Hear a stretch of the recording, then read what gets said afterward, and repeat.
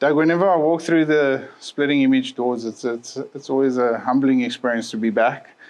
But I can't help but think that I've always come here either to drop off trophies or to come and ask you some relatively important questions in our industry. And part of my platform, what I've tried to do is try and create an honest boundary between conversation and bringing things forward. And one of the things is, and I don't know if we can call it trending, but has gained a bit of traction on social media, is this thing around commissions. And now I've had a small introduction into it as being a little freelance outfitter, but I actually don't know the core idea behind it. And I thought before jumping on a comment and making an uninformative choice of words or whatever it may be, I thought, well, the only way I can do it, and it's part of what I've always appreciated about you, is coming here and getting information so that I can go back and have some sort of informative idea behind the whole thing. So if you don't mind, what is this whole idea behind commissions as far as taxidermy is concerned? Well, firstly, thank you. And I appreciate asking, because one of the things in the era, the time we live in now, is we live in quite a transparent time. There's very few secrets in terms of business, trade, skill, marketing that you can't research and find on the internet. The internet it's a remarkable tool, and it's ultimately, whether it's social media or a website or a forum, there are platforms that share information readily. I often think that the information shared is based on uneducated comments, not that the person making them is stupid. They just don't have the education on that topic to make such a heavy statement.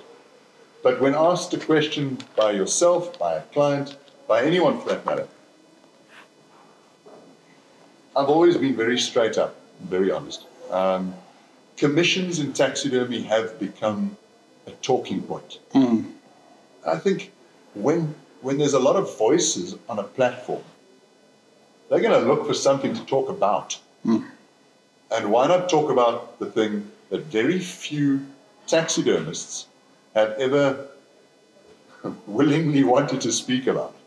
So, commission is a reality. Done. Whether you call it a commission, a finder's fee, a referral fee, the principle behind a commission is the same across multiple industries. Done. Insurance brokers, how do they make their money? Commissions. Travel agents, you book a flight, you book through one of these websites that offer lower priced flights. They still have to book those from the airlines. The reason they can charge less is because they're getting a solid rebate from somewhere down the line. Medical reps, employment agents. It doesn't matter what you call it. There are referral fees and commission fees in multiple industries, and it's acceptable. Because at the end of the day, any businessman who takes on a lead would definitely pay for a quality lead. So, as a taxidermist, we have relationships with hunting outfitters in order to get quality leads. And the quality lead we get is the hunter. And that's our bread and butter. So, traditionally in South Africa, there's always been an accommodation in the price list for a commission to be paid over to the outfitter. It's standard. Do you see, sorry, Doug, do you see that as a way of giving back to the industry? I believe the way we give back to the industry is by the work we do, by the positive name we put out there, and there's always going to be someone who's going to have something to say. The last 3 years have been tough for us because we've recovered and trained new staff and built new systems and taken on a whole new era in business. But that being said, we've always been honest about what we do. We add value to the industry by creating beautiful works of art that are anatomically correct. We haven't raised our prices in years Fortunately, we've had the exchange rate to help us along. So we do give back, but the investment of a commission paid for a good referral, that then gets taken into flights, marketing, and bringing more people into the industry. Because the outfitters market to bring the hunter into this country. But it's not just the outfitters that call on commission. Outfitters, agents. I've got clients. We had one in the last 3 days. A client who says, I'm coming over here with 5 of my buddies. If I get them to do their work with you, will you give me a commission? I'll bet you he's not telling his buddies that. Do you think that's a poisonous idea we've had for some time that's kind of crept in? A lot of the times I've always wondered if it happens frequently in the hunting industry. Oh no, I'm bringing 10 buddies and would you do my price differently and stuff? It becomes naturally expected. Is that something that we've started ourselves? And it brings me back to the commission basis, is that has it become something from the outfitter that is expected all of a sudden? Absolutely. Do they play you guys up against one another? Every day. Whoever, really? I think with any structure in business, as long as there are predefined rules, it's easy to keep your head in. The predefined rule for commission is simple, where I'm concerned. We pay the outfitter the commission. If the outfitter has a booking agent in the US, that booking agent needs to work with the outfitter and split the commission. If the client is bringing a group and he wants commission, no problem. The same rule applies. To speak to the outfitter. Right. So we've always kept the rules clear. So let's throw a spanner in the works with a different scenario. A client comes to our company and it's his choice to hunt and bring his work, his own animals, to Splitting Image Taxidermy. Immediately, when we receive those trophies, the outfitter expects his or her commission. And the client says, but it was my decision to go there. Yeah. No problem. Go to the outfitter and say to him, it's my decision to go there. I believe that there's a commission payable. I'd like that commission waived. Have that discussion with the outfitter. Have that discussion with your agent. But the fact of the matter remains, we've kept the rules in place. We pay a fair, market-related referral fee for quality leads that turn into business. We do not pay a commission for a handshake. It has to turn into something. Yeah. So there is a place for it, but I think the rules need to be defined. And everyone needs to stick to their lane.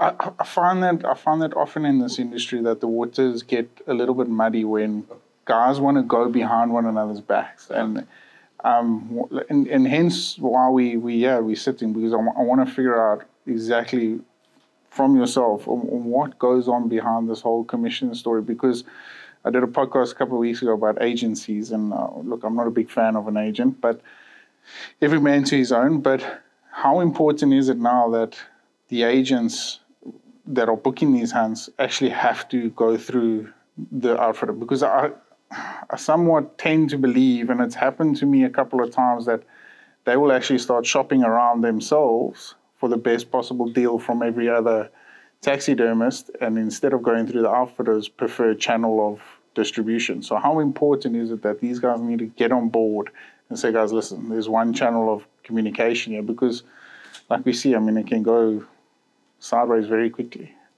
It goes back to rules. If the taxidermists in South Africa and internationally, for that matter, follow the same set of predefined rules, you can't lose. Then it's a win for everybody. Because in order to grow the industry in this country and offer the incredible product that South African hunting offers. We need tourism. We need hunters, both, and the local hunters for that matter. We need that. If the hunter doesn't come, the value is not in the animal. If there's no value in the animal, why would we develop lodges and these wonderful experiences? So the outfitter invests in getting the clients in. Travel, brochures, marketing. The outfitter pays the agents. Now, you don't necessarily like them, but booking agents have been a very valuable service to retaining value in the South African hunting industry for many, many years. 100%. And I believe it's fair. The outfitter pays the agent commission on the hunt. The outfitter gets the commission from the taxidermist.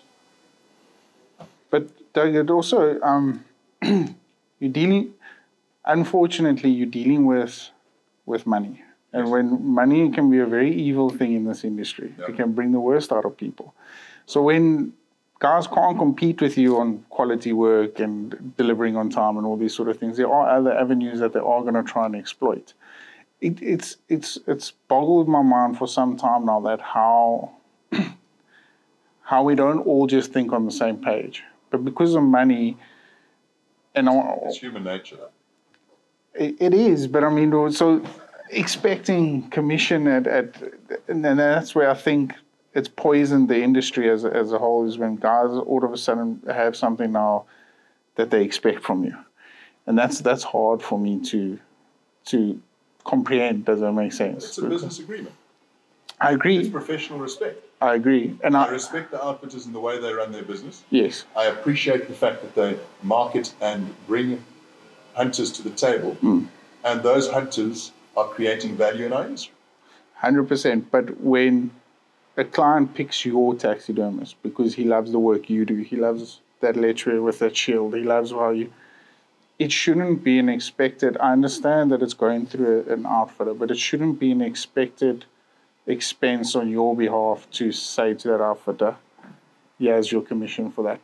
It's generous of you. It's a choice. I agree. That's exactly what I'm saying. So it's a choice. Because if I have multiple rules, eventually you're going to get a scenario where one guy's rules seem better than the other guy. It's much easier when the rules are the same. You're a dad, I'm a dad. Think about parenting kids.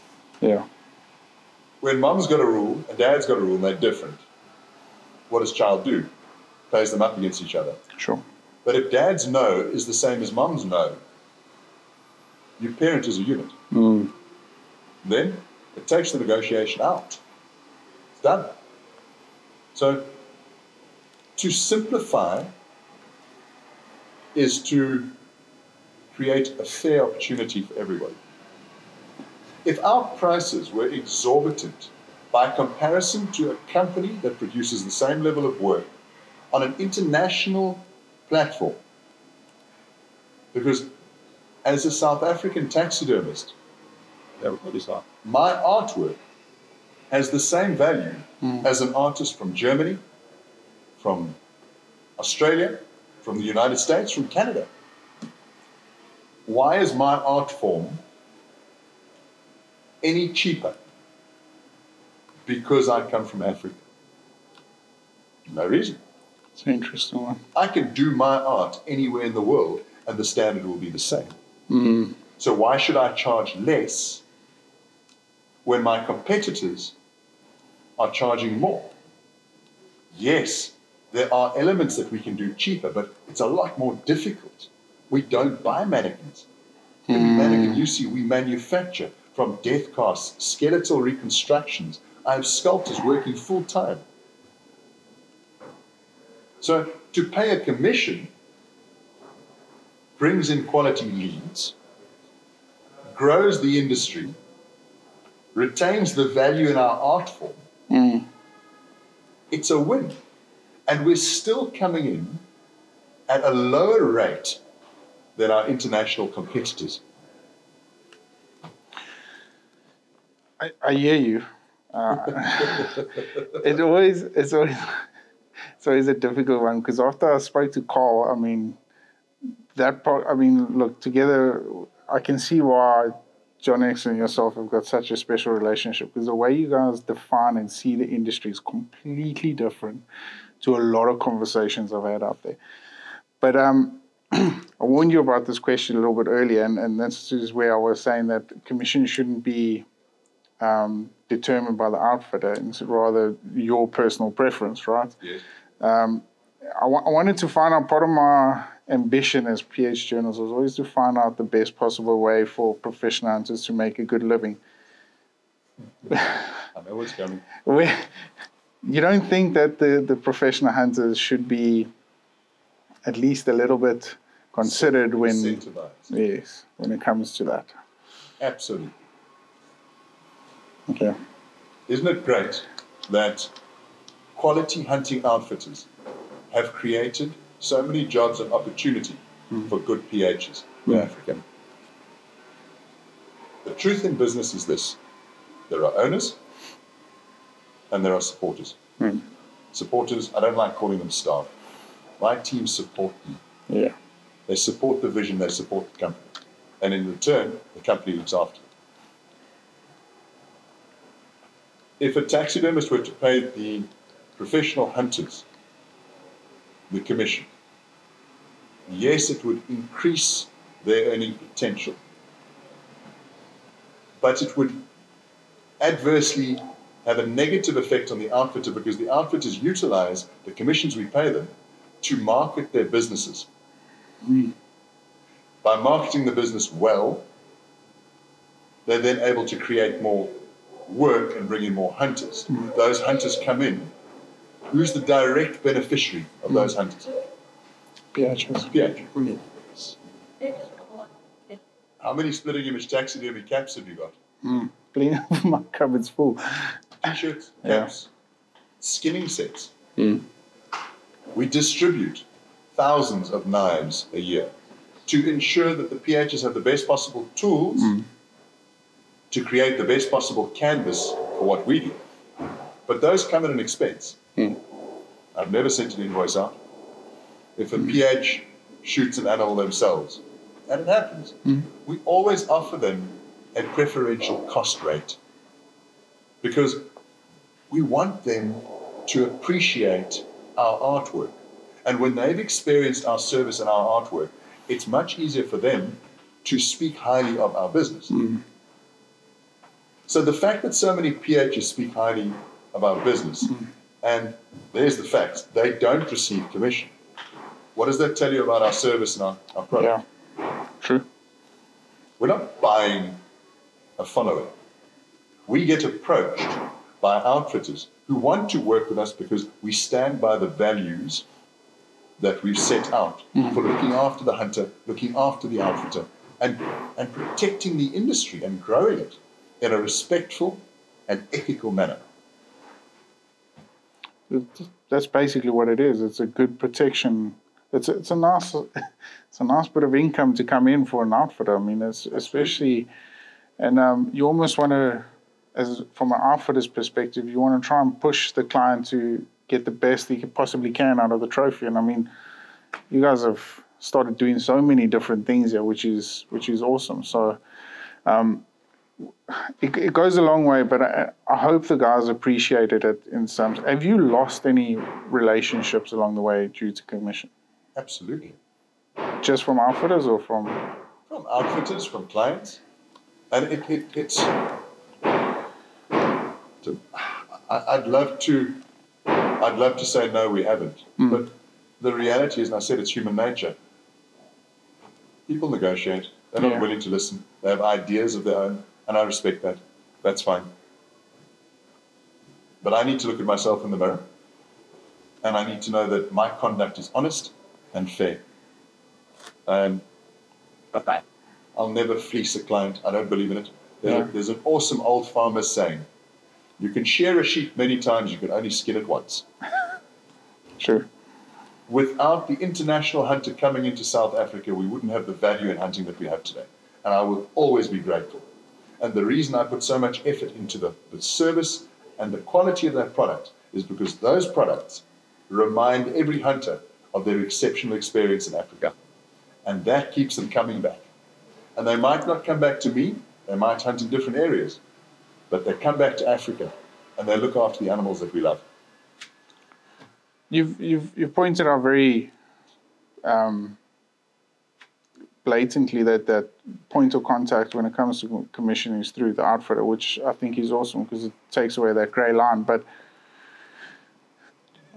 is it up to the outfitter whether he uses a commission to discount certain aspects, not of the taxidermy, but he could discount certain aspects of the hunt? That's up to... That's his business model. And to highlight and just make things into perspective, when is commission paid? When the taxidermy receives their final payment from client, and not a minute before. Okay. Regardless whether the work is completed or not. Regardless. Okay. It's based upon, and again, it's about clear defined rules. So the rules within splitting image taxidermy are when client has paid his final account, and then and only then is the commission payable to the outfitter. So it's pretty clear cut. And that's it. That's how you guys operate, and that's where we want to go. And I love that. Like you said, you saw on social media recently, and I followed a recent. I'd call it a post, but a post. That's not a post. That it was a flame war, and I followed it, and it was based around commissions, and there's pros, cons, uneducated, but the fact of the matter is, all I want to be is transparent. I want to be honest. And I can openly tell you, there are very few facets of the hunting industry, both in South Africa and internationally, that do not have some form of referral, commission, or finder's fee in place. Done. If someone says to you, we don't get commission, I beg to differ. Doug, do you think... Do you think it just... Often, I can't help but think, and I've listened to a number of podcasts over the couple of years, but I can't help to think we've always got something... There's always an argument or something going on between us in our industry. And I can't help to think, how do you guys navigate through this? How do you stay positive through these uneducated comments? I mean, it's hurting us. And the sad part is it comes from our fellow hunters. It is sad. The anti-movement, I'm going to go around this slightly. The anti-hunting movement figured out a long time ago, the easiest way to fight us is to divide and conquer. Make us fight ourselves. And that just weakens us. Yeah. As opposed to everyone standing together, shoulder to shoulder, collecting sound facts, actual data, and saying there's irrefutable data that points at that positive outcome because of hunting. If we did that, the industry at large would be much stronger. But unfortunately, and a saying one of the outfitters uses regularly, money makes you fun. Yeah. And that's the truth. It is. Money makes you fun. And in a competitive market, guys compete aggressively. And when they don't have product and they don't have service, the only other card left to play in the deck is price. And quite often, pride gets in the way, they forget to do their maths, and there's not much left at the end of the negotiation. So they rely on where they can squeeze out of the surrounding industry. It's a hard one because, I mean, like I said, I've done a couple of podcasts, and especially when I spoke to Cole and a couple of other guys, they say there's always bad apples in every industry, right? Yes. But the thing that's concerning me now is I'm starting to think that institutions like yourself and John X and all these guys, we're starting to be able to count them on our hands. And the guys that are bad apples, essentially, they're starting to get more and more and more because money's become a greedy aspect in it. Those guys have always been the bad apples. Yeah. Understand, but there's more now, don't you think? No, we know about more of them. Okay, clear. True.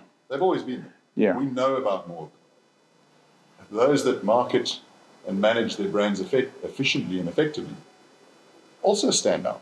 You've mentioned that another outfit recently.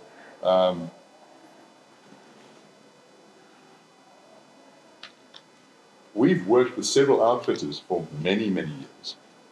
When I started in the industry, I had support from several outfitters that have helped to grow Splitting Image Taxidermy into what it is today. I will always be grateful.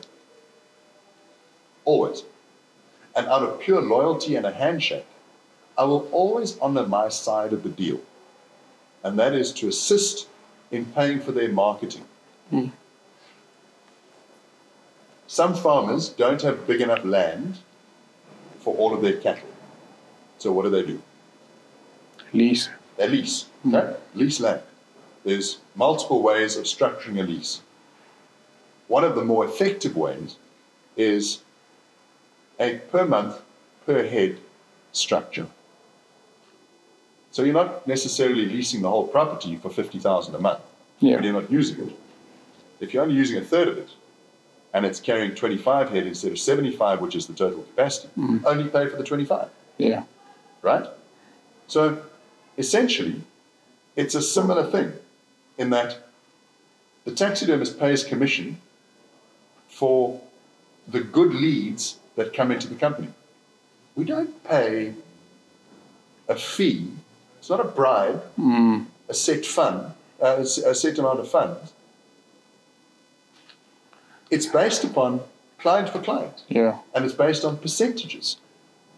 So that it's manageable. There are rules in place. And the minute it hurts the hunter, it must stop. But the price structures in South Africa in taxidermy are still considerably lower than the international market. It's just facts. Can you explain that a little bit with regards to the exchange rate, like you did earlier? So, let's take a buffalo shoulder mount. Beautiful one above your head there. A buffalo shoulder mount to mount in the United States will cost approximately $2,100 for an equal quality mount that we do. All right? We charge $1,350. In order to get that buffalo from South Africa to the US, you have to pay dip and pack to dip and pack it raw. That's $350, plus a bit of shipping. So the $350 on top of the $2,100, $2,450. When you do taxidermy in South Africa, you don't pay for dip and pack because we're processing the order. So we're still $1,350. And while the shipping might be more on a mounted animal than a completed animal, you still have to pay shipping. So if shipping for a raw buffalo to get to the US to be mounted over there costs $1,000, and shipping of a mounted animal costs you $2,000, add $1,000 on top of our $1,350. Yeah. You're still at $2,350. Add $1,000 on top of the $2,450, you're at $3,450. It's simple mathematics. Sure. You are still better off financially doing the work in South Africa. You create valuable jobs, which is desperately needed. You constantly add value to the industry, which grows the industry and gives a better product to other hunters. I'm very pro doing work here, but I'll also say this. Dip and pack forms an incredibly valuable part of our hunting industry in South Africa and should never be neglected. Can I ask why? Because there are taxidermists in America, globally for that matter, all over, that produce beautiful work. They add value to our industry by promoting to their client base to come and do work in South Africa. And I respect those artists because I'm an artist as well. And they form part of our industry. Remember I said, let's stand shoulder to shoulder? Yeah. I must support him. It's a lesser price tag that the taxidermist in this country brings in, but it's an equally important service. I couldn't agree with you more. But and the exchange rate, does that have a part to play in it? It does. Look, the Splitting Image Taxidermy hasn't really increased prices for the last 10 years because we've seen a consistent growth in exchange rate. We were sitting at 17, mid-17s at the moment. 4 years ago, it was in the 14s. So there's wins and losses. Remember, so we don't increase our prices because we're getting a good exchange rate. If the exchange rate falls back, we can't suddenly increase our prices because we pegged it for the year. And we've distributed our prices and we'll honor it. It's kind of like playing a dangerous game of what's this dangerous part of the stock exchange, because Absolutely. I'm a very optimistic guy and I'm hoping this new government of ours strengthens our rand a little bit, and I'm sure it will, but then you get the politics on the American side. But I wanted to touch, you mentioned it earlier, on shipping. How important has it become to understand the basic costing of shipping? Because I'll be honest with you, my personal opinion and what I've understood shipping to be before we started having discussions was the crates rock up here, and whether it gets determined on the crate, and whether you can fit 1,000 animals in one little crate or 600 animals in a big crate. It differed according to how many animals you had. But more I spoke to you, you told me that that's not the case. It's not about volume of animals that get shot. It's about volume of package. Okay. So shipping is calculated on volumetric weight. That volume means that you can have one big crate that is the same volume as 2 small crates. Okay. The 2 small crates are easier to load on the back of a pickup, easier to manage. There are laws in place that prevent, or should prevent, unrelated hunters from putting their work together under one name in one crate. It doesn't save you money, not in the shipping. It may save you some in the clearing costs. Clearing cost is a US-based cost for the clearing agents to clear the trophies through customs. That's US Fish and Wildlife. Yeah. And the likes of these clearing brokerages, which are all over the US. There are multiple. They charge per client. So if there's one client in a crate, although there's multiple animals, it's one fee. So it's a saving of maybe $500. But it's against the law. It's risky, yeah. No, don't do it. You could lose everything. We don't allow it.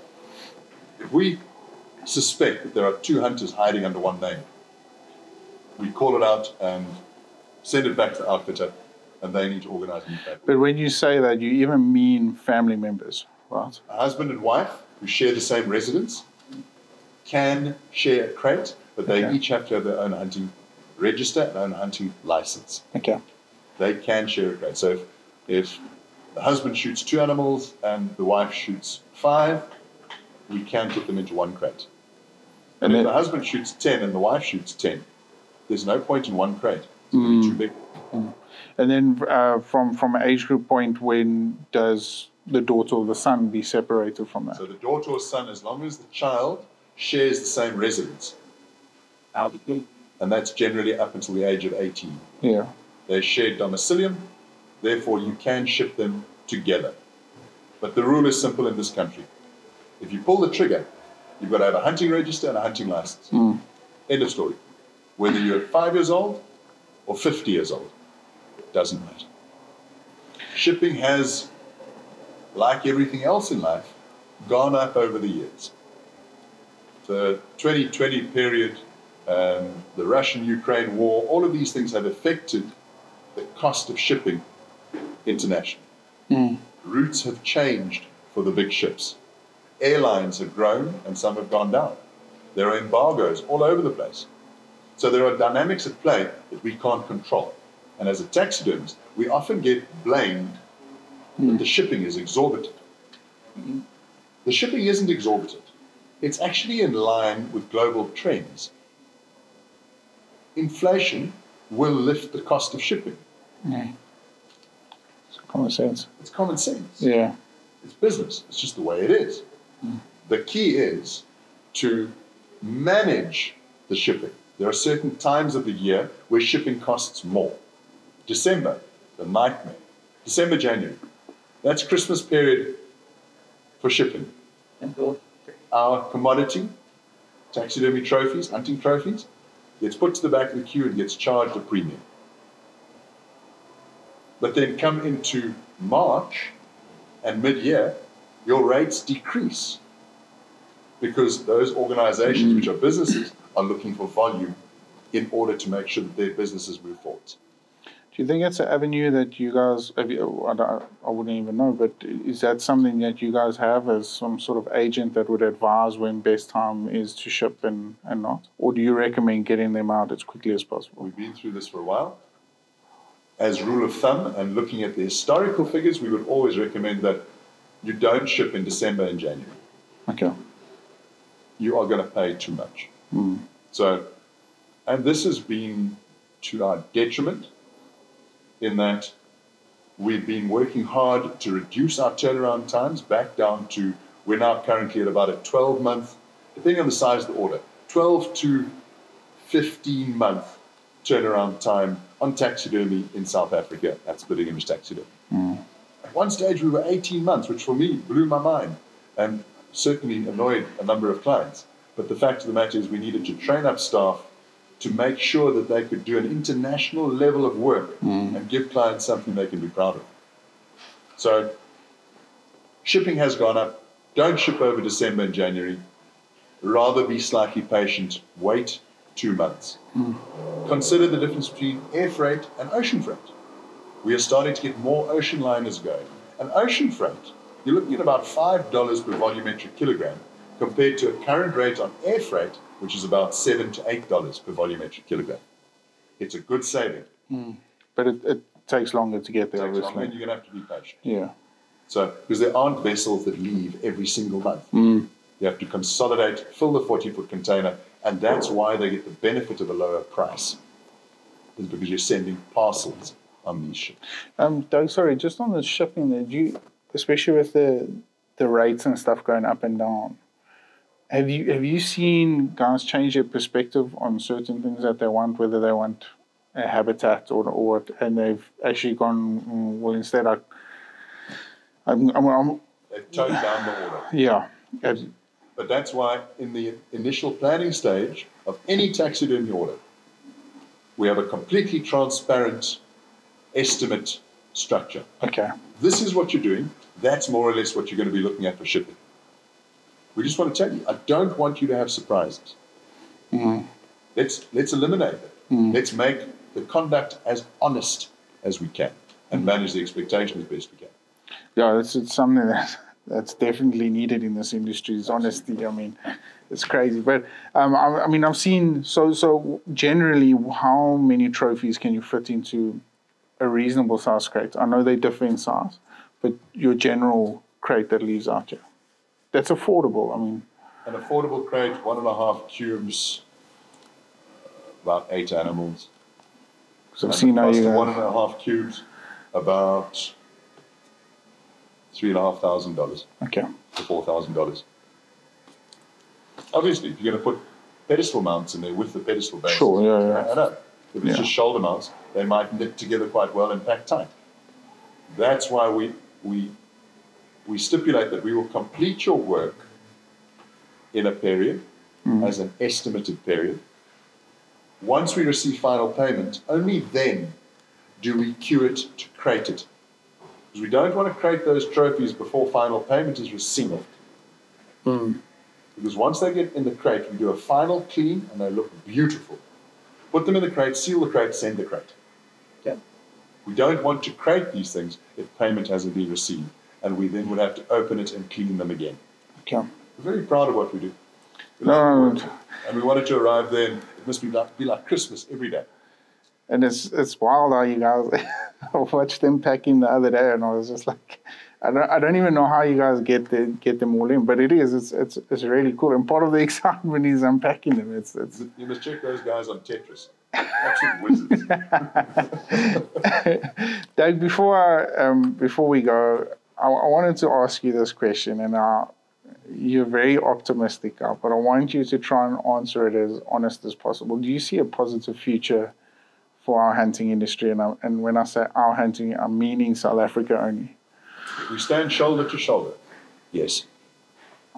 If we remember why we're here, and we remain true to the industry and the love of wildlife, we're fine. Make sure it's legal, make sure it's responsible. stand up for what we do. We need to gather actual facts and data, not so that we can fight, but so that we can put our side forward, and it becomes irrefutable. I think it's an incredible industry. Dylan, I love it. Yeah. I think it's one of the most exciting, fun industries one could hope to be involved in. I've had a privileged career being exposed to it, learning from it. I've taken my punches along the way, and the last 2 years have by no means been easy, but the reward of the hard work is now starting to come into fruition, and it's awesome. Yeah. And I've got a completely new energy. I think we've got a great industry. We need to care for it like anything. Nothing left unattended grows. You need to nurture it. And yeah, I'll continue to put a positive word out there. I'll continue to stand tall and say, this is what we stand for and how can we help? Because without the hunting industry in South Africa, our wildlife would suffer dramatically. Our economy would suffer. Many jobs would be lost. What we do is important, and it has value. Doug, I mean, just chatting to you, and again, I'm going to mention Cole because, like I said, you guys have got a very unique perspective on it, but I can't help but think that how awesome it is that you guys manage to not block out the bad apples, but you know they're there, but navigate such an optimistic way around this, what I've slowly started creeping into this negative aspect of it, because I find like we always, as hunters, we're always trying to put our fires amongst ourselves, and we're trying to always do one better on one another, and it's but whereas the two of you, it's such a unique, and I guess that's why I love coming here for, obviously, answering questions and also leaving more optimistic about the industry. Just to give you some perspective, John X Safaris has been a supporter of Spitting Image Taxidermy for many years, and I'm very grateful. I value them tremendously. But I would be remiss if I didn't tell you very directly, there are many great outfitters that have built the foundation and laid the bricks of Spitting Image Taxidermy. It is not one, it's many. And the way that different outfitters market their personal touch, what makes their company special, is something that I've learned from over the years and I've applied into my own business. I have a lot of respect for hunting outfitters that run reputable, professional, honest businesses. And there are many, many. In the Eastern Cape, I'm a very proud Eastern Cape boy. There are some incredible outfitters that I will be eternally grateful for. If I had to start naming, it wouldn't be fair of me to name one and not the rest. And there's a list. And to them and every single outfitter that supports Spitting Image Taxidermy, they know who they are, both in the Eastern Cape and throughout Africa, throughout South Africa. I'm very grateful, like incredibly grateful. And I will always put my best foot forward, stick my neck out, and push forwards. We've got a tradition since our very first podcast we started was Wes, and I'll ask you to do the same, is answering a question left by the previous guest. Yep. And this question goes as follows. What obligation do you feel as a conservationist in the industry that we have to put out there to the guys that are running a bad name for our industry? You're the custodians of the wildlife in South Africa. You're the custodians of our own industry. I was raised that if you don't stand for something, you'll fall for anything. While I cannot tell another man or woman how to run their business, I can choose whether I work with them or not. And I won't. Done. I'm not for sale. That's awesome. Sometimes you just got to say less or say nothing at all. It's hard sometimes, though. It's hard. It's hard. And I've had my say over the years.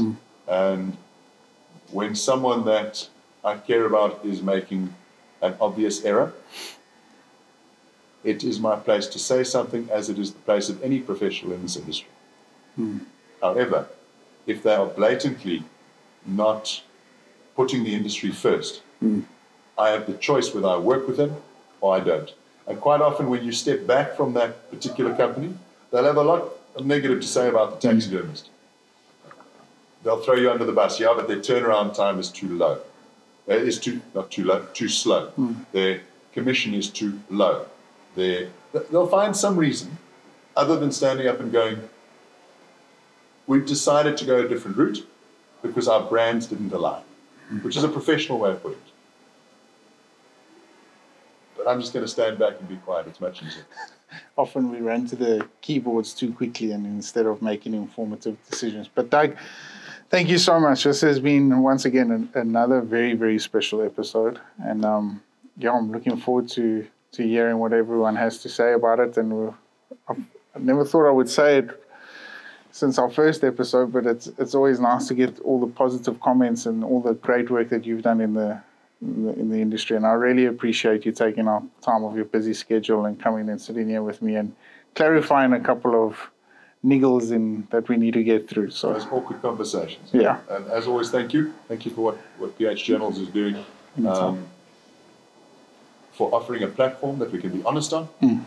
That's all I want, is just to be open and honest, and put a positive message out there. And yeah, thank you. I appreciate it very much.